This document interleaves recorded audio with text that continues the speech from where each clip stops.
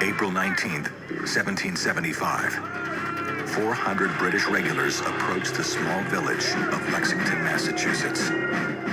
80 men of the local militia meet them on the town green. "Stand your ground," their commander shouts. "Don't fire unless fired upon. But if they mean to have a war, let it begin here." How did it come to this? Why are these American subjects facing down their king, George III, and his empire? The rallying cry is no taxation without representation. For 10 years, the American colonists have protested the taxes levied by the British Crown. The protests are sometimes eloquent and sometimes violent. No matter the method, the Americans have no voice in the British government.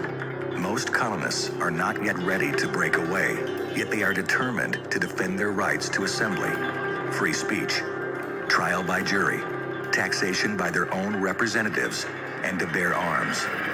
The controversy explodes on that April morning. Two British companies form a line of battle on the Lexington Green. A British officer orders the militia to disperse. Most of the men begin to scatter, but a few stubbornly stand their ground. A moment later, a shot rings out. Who fired that first shot, heard round the world, may never be known. The British then unleash a full volley into the militia. When the smoke clears, 8 Americans lay dead, and another 9 are wounded.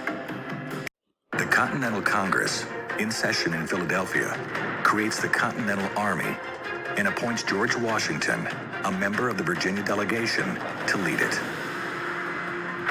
Washington rushes to join the Army at Cambridge, Massachusetts, telling Congress that he will need heavy artillery to drive the British out of Boston. Washington moves the Continental Army from Boston to New York, anticipating a British attack.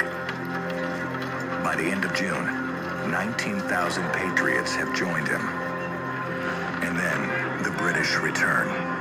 130 ships, carrying more than 20,000 soldiers, sail into New York Harbor. One amazed American exclaims that all of London is afloat. August 22nd, the British land on Long Island, sweeping aside the American defenders at the Battle of Brooklyn. Washington skillfully retreats across Manhattan to Harlem Heights.